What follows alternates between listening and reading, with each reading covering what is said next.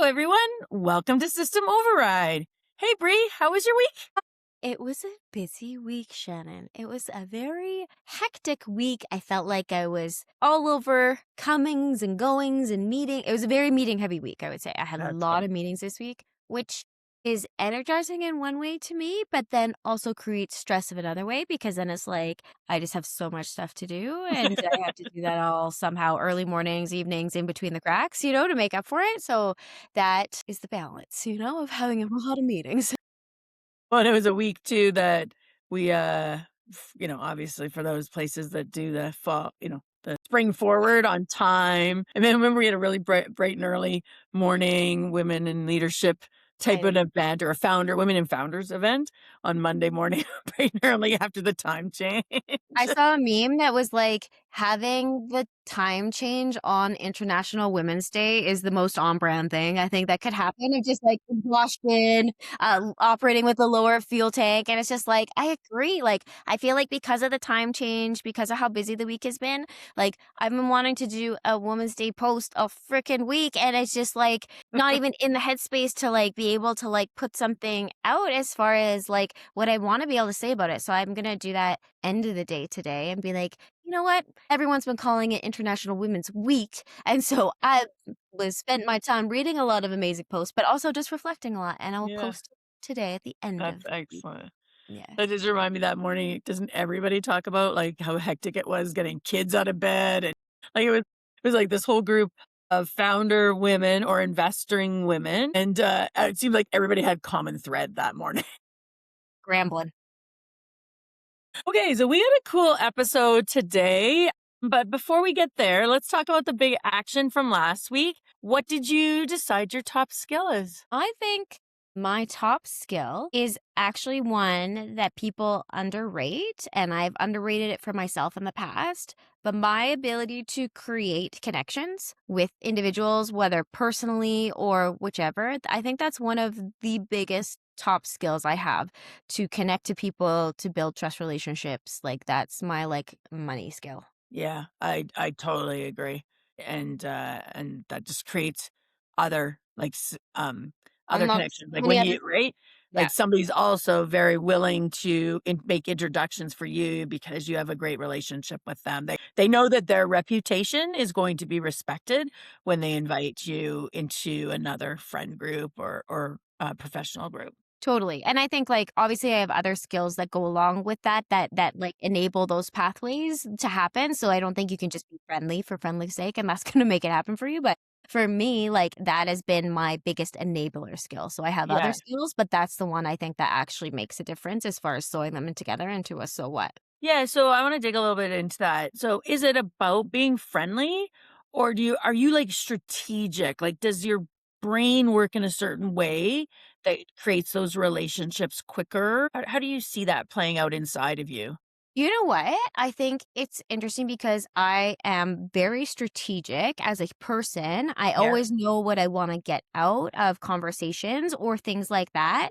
But that doesn't take away from the other piece of it, which is very just natural in the sense of I just have such a curiosity and an interest and a genuine like love of getting to know other people, of I care about other people. Like, right, I'm very empathetic and I very much, so I think there's like, am I very strategic? Yes, but I think solely being strategic would not work because that would feel disingenuine and this and that. And I think why it works well for me is, am I meeting with you because there's certain things or things that I've thought about and how I want this to go? Yes. Does that take away from in the moment that I am so into getting to know you. I'm so into understanding what you're up to, so into wanting to create win-win circumstances out of the benefit Yeah, of that's this it. relationship. That is true too. And I think that's something people don't get. It's that, there's being genuinely curious about people and just wanting to know things. But if you can't, I think that's where networking and enabling a network to work for you is where that strategy piece is actually what makes it work. And if you don't have the strategy piece,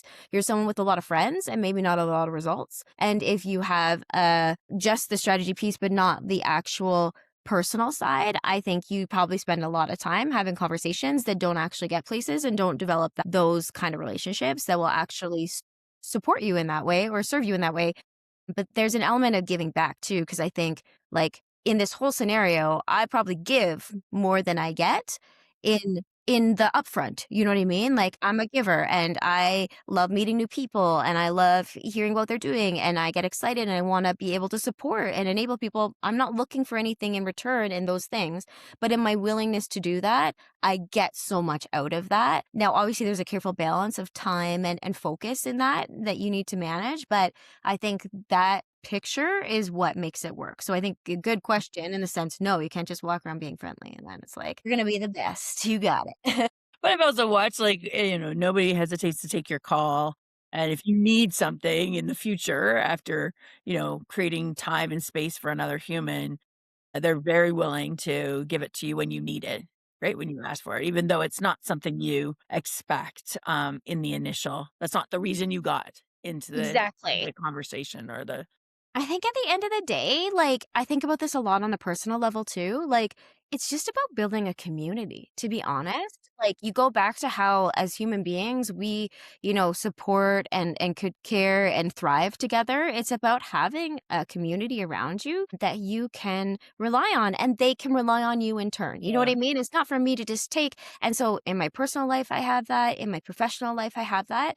And I have so much joy, I feel like, as a result of that, because I think people underestimate how much security and confidence or bravery or risk taking, when you have these supports around you, you can be your best self because it helps you not feel like you're in fight or flight or like hunt for food, level of like stress. You feel like you have people around you, people in your back pocket, people who support you, and all those people are different. Some are cheerleaders, some are problem solvers, some are, I'll pick your kids up for you. Like, it just depends, right? And so, like, being able to do that has created, I think, just a beautiful life for me in that way. I get a lot out of having that community, and it's not something I necessarily thought about in growing it, but now that we have it, I'm just so grateful for it. And so I think that's part of it too. And I think if people looked at networking more as a community versus like networking, that would be Yeah. better I for don't them. like that word Yeah. for some reason. Yeah. Yeah. How about you, Shannon? What's your top skill? So I think it feeds from a similar skill in the fact that I build really quick relationships, but I think the thing that I'm able to do with those is I would call mine is like execution leadership.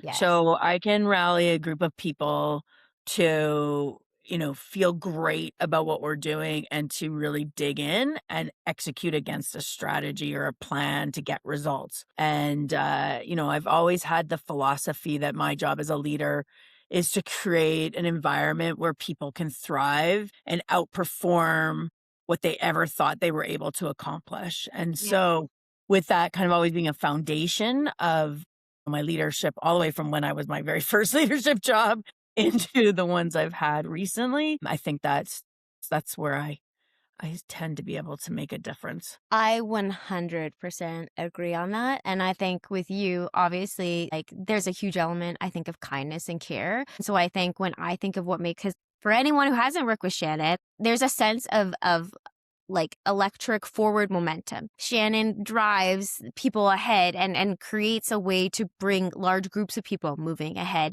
but in a way that keeps people accountable and pushing that, but also from such a place of care and true coaching, I would say. Like, you were an athlete, your kids are an athlete, and I just see that bleed through in that. And I think the best leaders that I've seen as far as people leaders have such a strong tie to either sport or coaching that way, where it's like, you're here, we're going to get you here, this is the plan, this is how you're going to do it. But like, I can see you for what you have, what you need, what you this. And I think you have a lot of that. And that's what enables that picture. So again, I think from my reflection, I'd love to hear, what do you think make up? But I think to that, there's like, you drive execution, but you don't just come in here with a gavel, screaming at everyone Yeah. to get it done. You know what I mean? Like, it works so well, again, because of a nuanced picture of a few skills being brought into that. I and the least favorite leadership Yeah. style I have is when someone uses a stick or some sort of force or guilt or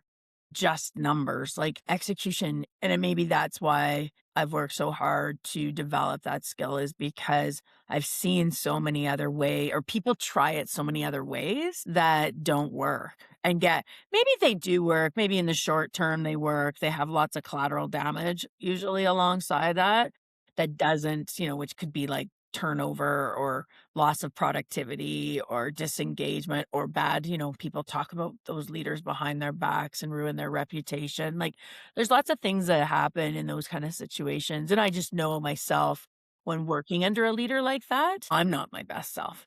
And so but when people can enable themselves to want to be better, Yeah. like that's like just getting a great group of people to really fly.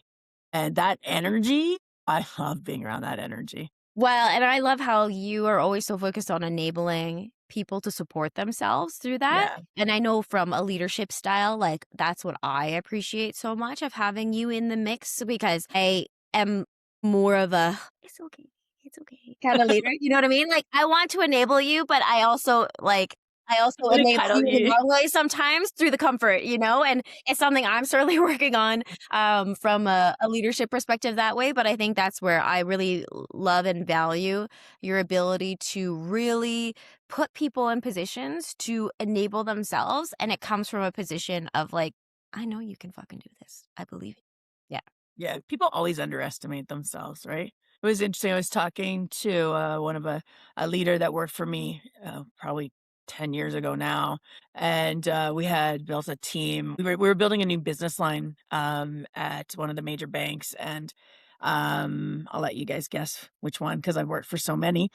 He's like, oh my God, we had such a good team because we had been able to kind of handpick the Mhm. team that worked under this group I was building. And we were from different countries and different backgrounds. And it really was interesting how that energy was kind of envied because Mhm. we really get people who want to come to work every day and want to do their best. And ultimately, I, at that point, was kind of just the orchestrator because Yeah. they did what they were supposed to do every day and outshone and just did great things. And it's funny how that group and I think there was 20 leaders by the time I left. Still keep in contact. We still have a really good group. Like we're always on LinkedIn together and like I love liking each other's posts and watching what everybody's doing in their careers. It's very cool. I have the same. You get it, like we would always joke, it's like once every 6 to 8 years you get to have that magic team. And so I've had like two, three groups of like magic crews, and like it's the same. You still do keep up or like Yeah, say it's very hi, cool. meet for coffee. Yeah. Okay, maybe we should transition to find out what's in the news this week.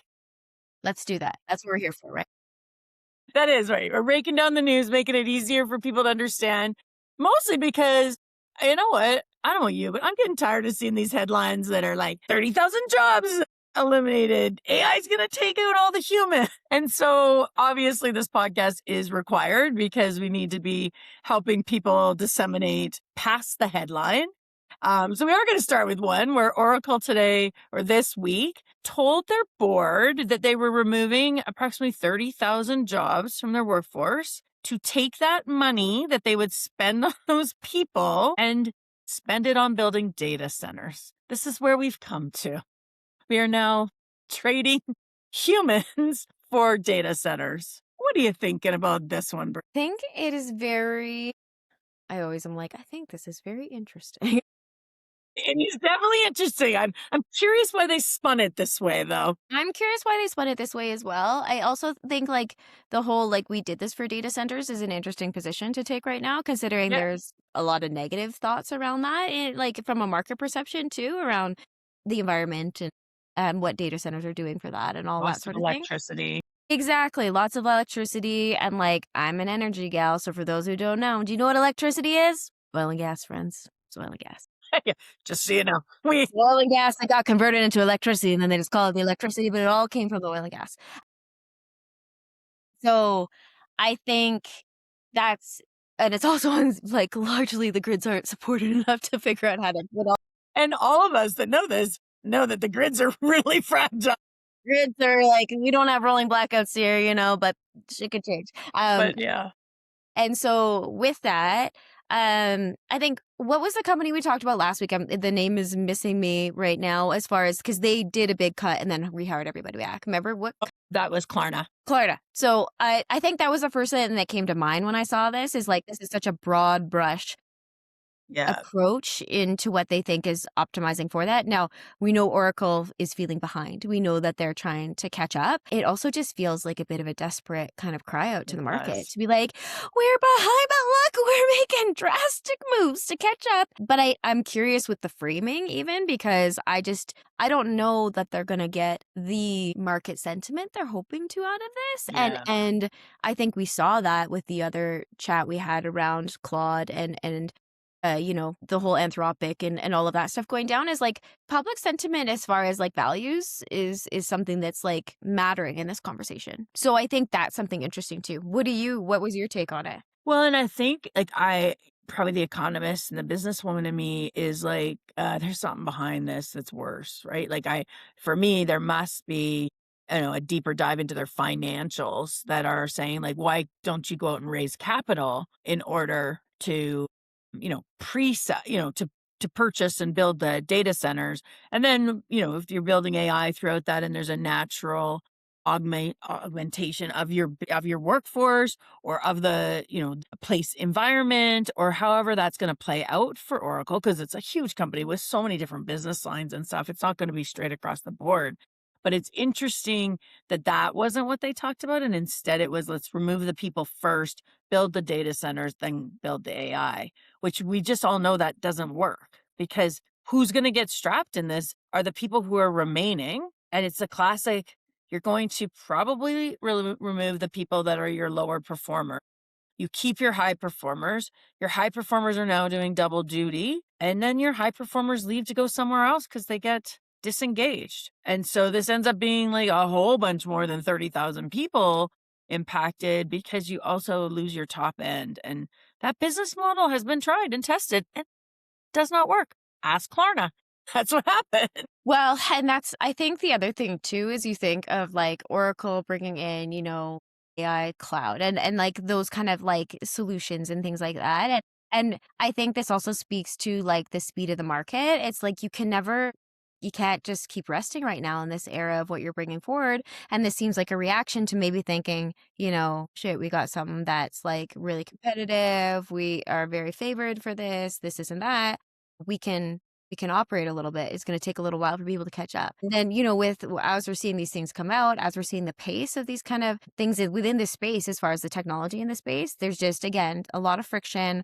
We're seeing a lot of churn and likely probably a lot of like frontline, type workers who were let go in this kind of a arrangement in that case. Yeah. Yeah. Yeah, I suspect this headline is not one we're going to see leave us anytime soon. And I think the message we want to make sure our listeners are hearing is that read behind the pages, right? Like it's not necessarily that AI is creating this. These are still business decisions. It is a really, it's difficult for business leaders to make good choices at this point because it is really, environment is changing quickly, trying to keep up, regulations are changing, and we just want to make sure that people are going a couple layers deeper and not getting so worried about their jobs and instead thinking about how they take control and move forward, right? Yeah, 100%. And I think we can't control what will happen We outside and can't. around us. We can only control our own path. And so how do we support enabling ourselves in this circumstance, knowing we're still in the messy middle?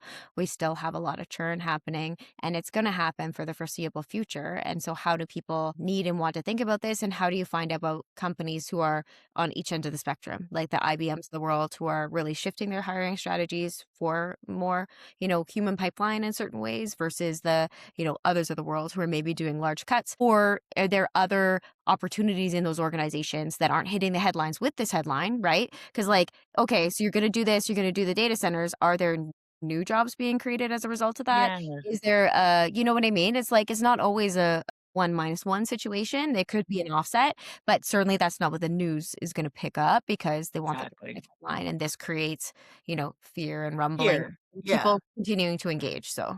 And I think that goes really nicely into our next story, which, did get published this week because it was International Women's Week. And It really was, shining a spotlight on the fact that there is a disproportionate number of women that tend to be in those frontline jobs that are seeing a transition or an impact from AI. And I would even expand it to robotics as Mhm. well, right? Automation and robotics. We've seen like even over the past, 4 or 5 years, you can check out self-serve checkouts and there's lots of robots that are building like things even in restaurants and food prep and stuff that used to be done by humans. And so there's a lot of change in how those businesses are making decisions.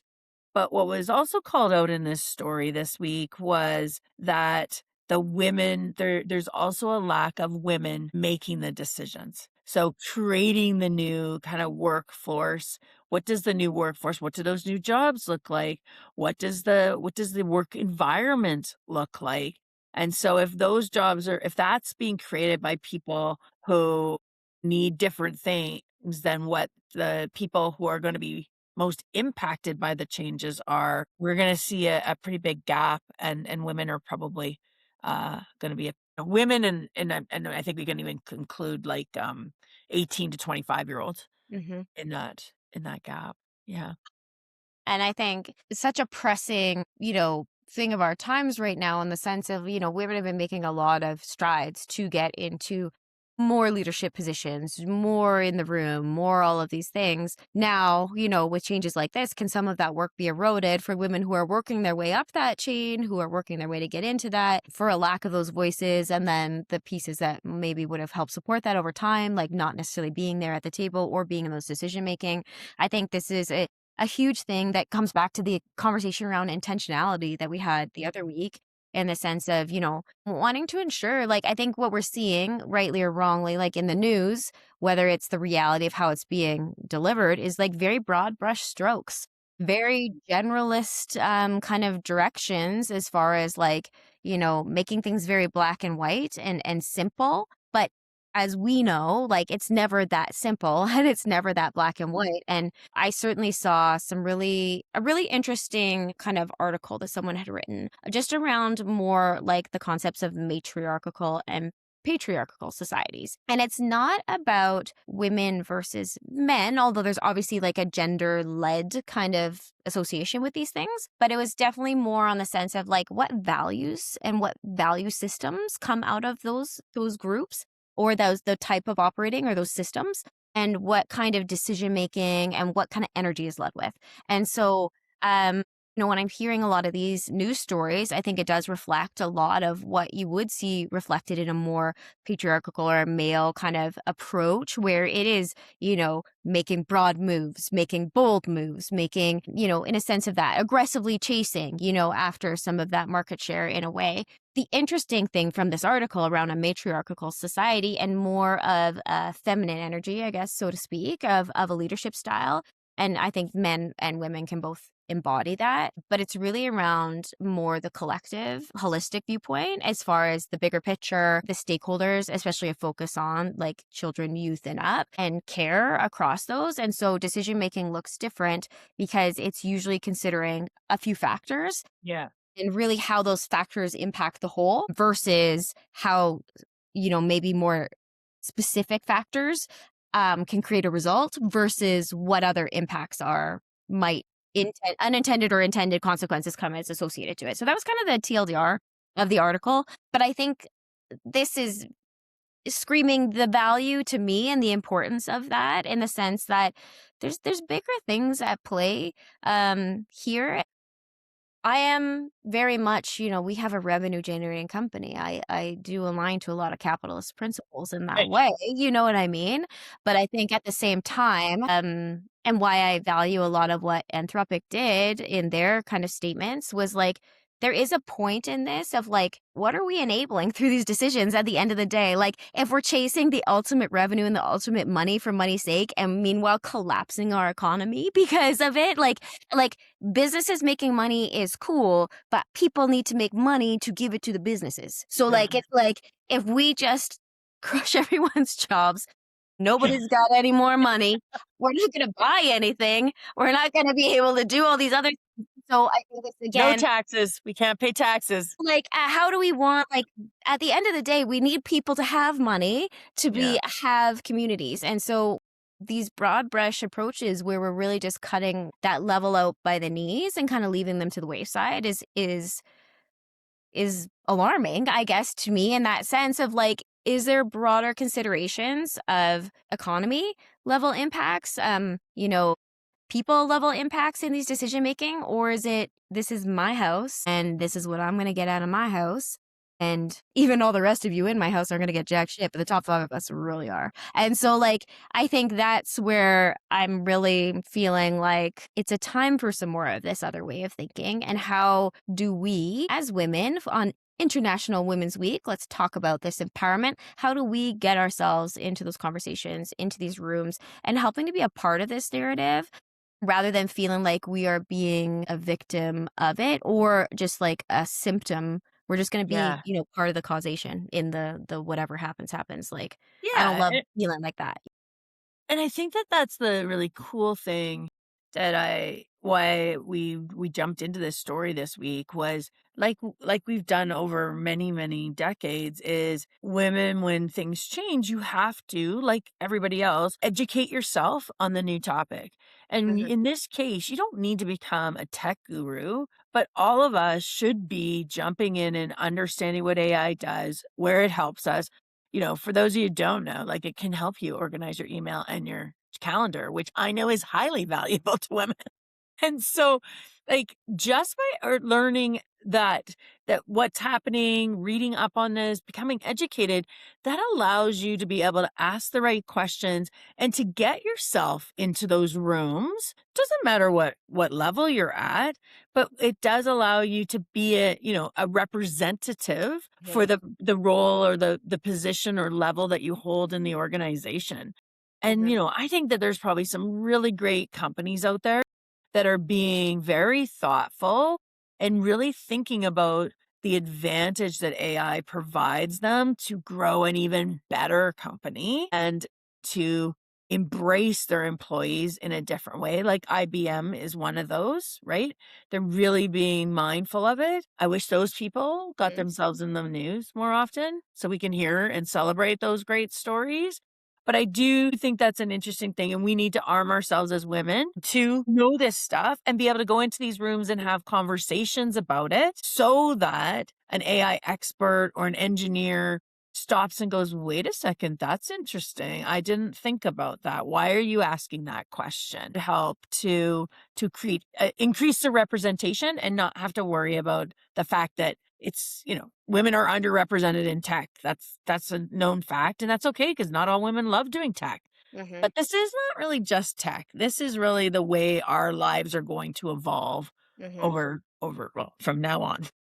Well, and I think the other thing too is we were talking about the double tax and being like, "Oh, not on this watch. We're not accepting this double tax on us any longer." And I Yeah, think that's the really empowering exactly. and the cool thing is that while we're equally having some of these headlines that are like UTF or the decisions being made, this is an equally pumped headline around, whoa, there are female leaders calling out saying, hey, hey, hey, we need a bit of a reformed way of thinking about this and not Yeah, just awareness, but like actually solving this because this is moving really fast and we need to get in front of this and help create some enablement around that. So, like, I think that from a breakthrough perspective is, I love that that's an article that's equally coming up at the same time as some of these other articles are coming up because I think it is showing progress towards those goals and those outcomes as far as having those voices at the table. And this has been a way to bring the voices to the table this way. exactly. And then that's a really good segue into our last story, which really was again about that frontline level and thinking about how the rungs of the ladder are starting to fall out. But what I liked about here was really focusing on the middle management role in this story was because the great flattening does allow some really cool opportunities, and we can talk about those. But flattening also really cramps that middle leadership because Mhm. they have to help the people they're accountable for, to really rise up and keep engaged. But they're also getting pressure from the top to, like, get AI working, make sure their people are being productive, stopping turnover, all the things, all the KPIs that the business is being measured on. And Mhm. so this was a different twist on the story of how are we continuing to help businesses move through the AI with through the AI ecosystem without damaging everything in there that they've built all these years, and the middle manager is probably the one that helps them do that. Well, it is so interesting because the middle management layer is so often complained about and broken and this and that, but it's also like a very integral role in the sense, and that's why it is so broken, is because it's so messy. So I think that role carries a lot. I think from my perspective, there's not only like top down implications as far as like who's going to manage the below, but I'm thinking of it from also like a pipeline perspective. That layer is where you learned so much to go up. And so that's great that your top is sitting there now. How you getting your bottom up to your top now? If you're minimizing the opportunity for those roles, there's going to be less of them in the organization. What does your talent pipeline look like then? Like how do you promote? Will you be able to promote from within, or is this now going to become a big moving game where people are going to have to move, you know, job to job to job, laterally across, or like company to company in order if they want to do those things. And so, like, from an individual perspective, there'll be a lot of lateral probably movements. And so, how do you create value for people in that in a structure? And I know, like, we talked about this actually this week. So, it's very timely in the sense, like, I spent a lot of time in my career doing a lot of lateral moves and not chasing up for quite a while because it was kind of felt like a battery power up a little bit in the sense like I always knew I wanted to move into leadership, executive leadership, and move into those kind of roles. And so I had the benefit of coming up in big organizations that really, at the time coached what that meant as far as, okay, you want to be at the top. Well, in order to do that, you need to understand the business and not just one avenue of the business, like get a broad understanding of the business of a whole and how it works together. And so I spent a lot of my time learning and moving from, more commercial type space into, or started in projects more than anything and in projects, but then moving into more commercial. So I learned execution early and how to get shit done, which I think was a huge platform for me to grow off of. And it's an enabler. Moved more into then like understanding some operational type things of like, how do you keep something, so you're not building anymore, but how do you keep something going and moving and maximizing your cost associated to that. Moved into more of commercial side space. So like, okay, well, how do we get new growth into this organization? And how do we grow our pie and not just maintain and operate like what we have? And then even branching out, like I did IT for a little while to learn like what are the systems behind all of these things. And within IT, like supported the financial group and I understood, how the accounting system worked and like accounts payables and receivables and the systems and being able to chase that trail of like how does money ultimately work its way Move, through the yeah. organization? How does it move? How does it come in? How does it get utilized in the different areas?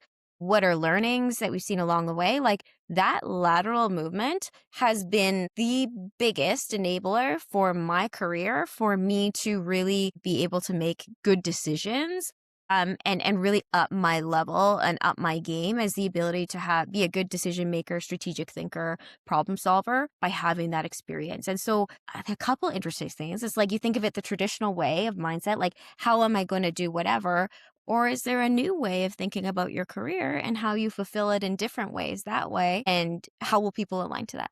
What do you think? Yeah, I think very similarly, maybe less intentionally than you did, but I also moved very horizontally at times and took opportunities that I felt gave me an opportunity to challenge and learn new things as they were available. And that I think also because you have such diversity of your vision of what happens in a company, what different departments and how they interweave with each other, highly valuable, particularly now that we're running our own company. Yes, very helpful. It is very helpful. Again, not intentionally, like I don't know that at the time I was doing it I'm like I'm going to do this someday, but I do think that this, as much as it continues to be the headline that this is a glitch and what are we going to do with the bottom rung falling out, that actually middle leaders have the greatest opportunity right now to think about how they learn across the business and how do they really up their leverage by having multiple skill points, multiple like diverse understanding of how businesses work, because that is going to become, I think more valuable as we go through than people who go up as a subject matter expert all the way up to an executive and don't really know anything outside of that, which I 100%. know I saw constantly in Me the too. bank for sure. Energy, same thing. You get a lot of people who are subject matter experts moving into leadership roles because I think the other thing that we're not saying in our both similar experiences is that with that kind of lateral movement and working in different spaces, different teams, different cross collaborations, the people and the stakeholder management skills and the leadership Yeah. capacity to do like that's also a huge piece of enablement in Yeah. having those types of work. Because I think when you're a subject matter expert and more narrow or in a narrower environment, there's usually a certain type of, you get used to those norms of those Yeah. people, the operating cadence, etc. How do you expose yourself to other areas, groups, teams, archetypes? And a lot of the time too, when you're moving around like that, it's because you're starting to champion initiatives too. Like I know you started to become someone who was leading different initiatives and maybe like the non-standard work in the organization. Same as myself, found myself, you almost become a little bit of an internal consultant that way. And so you learn so much about how to get people to do things that you Yeah. need them to do. In my position, I wasn't an executive when I was doing this. I had to influence from the side and like influencing from the side, bottom freaking corner sometimes. Like that also is like that goes to that other It is a skill, skill. my skill. Like that has been one of the biggest skills of my career as well. Like learning how to do that. If you can influence in a way that brings everyone along with you, that is an incredibly valuable skill because a lot of the strife that happens in not getting things to work is people just don't manage the people factor in bringing about change or anything that they're working on. And yeah, you can walk around and slam heads in and try to say you have to do this and try to play all your trump cards you can. At the end of the day, it pisses people off, It never really does. gets a lot done. It usually works out not so great for you. Exactly. So this is why, although this was kind of a glitch because we keep hearing this thing, but I actually think this is where we're going to see the greatest area of growth. And we're going to see the most wonderful things come out of this kind of flattening of the workforce. And I don't predict the future, so I don't know exactly what that's going to look like. But Mm-hmm. I think, humans are resilient and we will figure out what that next iteration of work and life interchanging Mm-hmm. what like feels like and looks like together because AI hits both sides. AI is not a work tool, just like the internet's not a work tool. It enables our entire life. And now this is just another layer on top of that. So I'm super Well, excited. I think we're gonna I'm get to follow excited. this theme throughout. This is gonna be one of those things that I surprises. love where you took that because I would agree. I think it's going to be interesting. And I think what it's going to enable too is like, just think of your journey across that more flattened lateral moves. You find out what you like and what you don't. Yeah. And you find out where you got skills and where you don't have skills. And I think that's obviously something we're super passionate about Yeah. is like aligning not Clearly. just your skill sets, but your values and what you enjoy. And like, I'm excited if this gets to a place where people, can really find their fit and it becomes less about, the obsession of just moving up the ladder because like Yeah. I agree. moving up the ladder is not for everyone. And I That's remember a VP enjoy. who used to say that and he would just be like, we'd be like, oh, we can't wait till we get, where you're at. And he'd be like, guys, it's not always what you Yeah. well, it's going to be what you think it's going to be. And since becoming an executive, it's just like, now I've always been this kind of person where like I've always known inherently this is my right fit and like what I feed off of and what I enjoy. But I have certainly gone through this with a lot of friends or like relationship people in my life where it's just like you're really assessing what that is. And it's like, you don't want to be a leader. I can't, like, I know there's like some sense of like, and I think that's the thing is like if we can get more into just like the role and the value that each thing is providing without this sense of like hierarchy attached to it. Cause like that's what drove people to it. It's like, well, I Right. want to feel like I'm above and I'm up here. And if you're eliminating hierarchy, I am Well, you intrigued don't have that's not a to driver see, like, if anymore. that's not a driver anymore, can we just find fit then? And can we Yeah. just find And be values-based. curious and Exactly. best environment and take Best those kind of things. environment. Yeah. Super excited about that. Okay, so that transitions us into the big ask. So this week, we're going to ask ourselves, what is our ultimate role? What do you see yourself doing each and every day that brings you joy, but also allows you to achieve everything that you want out of life? And then, does it exist alongside AI or because of AI? And so, Just that little ask, what's the ultimate thing that's gonna bring you joy out of everything? Pick it now. right? Pick right. Running this company with you. Yeah. Me too! Nailed it! Nailed it! But I think that is, like, really interesting in the It sense of is. where do you wanna be and how you Yeah, gonna get and there? Yeah. instead of thinking about AI as like the demon to all things employment, what about thinking about jobs that maybe they don't exist today, but boy, if that existed because an AI enabled it to happen, Yeah. that's the job I want. I think we're at a point where any job you want can exist. I I think stumbled across okay. someone on Instagram. He was literally an actor, but who enabled role playing between executives to high performers so that, like, that's his whole gig is like he steps into these roles and plays things so that people can see the different sides. And I was like, that job exists? Like, Yeah, I'd probably like that job. You know what I mean? Like, that's a cool right? job.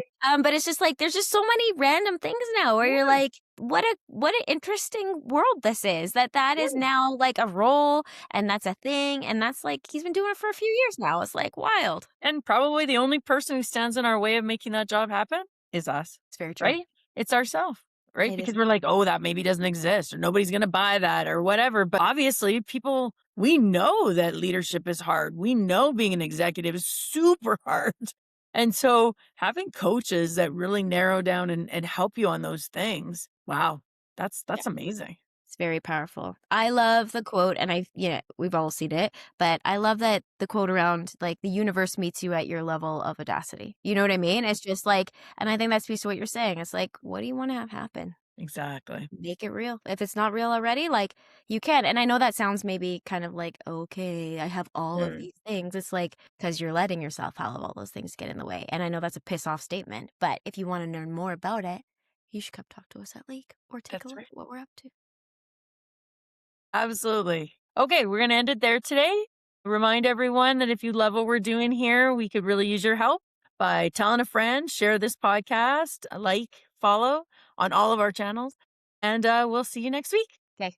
Bye. Bye.